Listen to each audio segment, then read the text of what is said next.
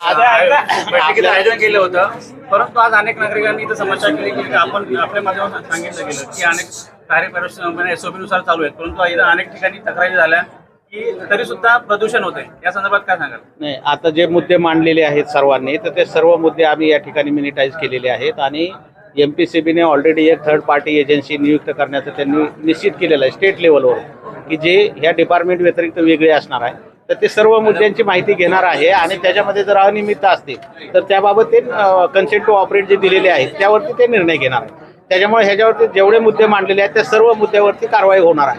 Factory इन्स्पेक्टरने माहिती दिली त्यानुसार, परंतु आजपर्यंत अनेक अपघात झाले, त्यावर सुद्धा कारवाई केली नाही आणि कुठल्याही कंपनीने फॅक्टरी इन्स्पेक्टर लायसन घेतलेलंच नाही. नाही, ज्यांनी लायसन घेतलं नाही त्यांची ते तपासणी करणार आहेत. 17 फॅक्टरी काय आहेत की ज्याच्यामध्ये लायसन घेतलेलं नाही, तर त्यांची तपासणी करतील आणि नॉर्म्स प्रमाणे त्याच्यावरती कारवाई करतील. कधीपर्यंत कारवाई होईल? कारवाई आता विभागाला जे दिलेले आहेत 15-1 दिवसामध्ये ते कारवाई करतील.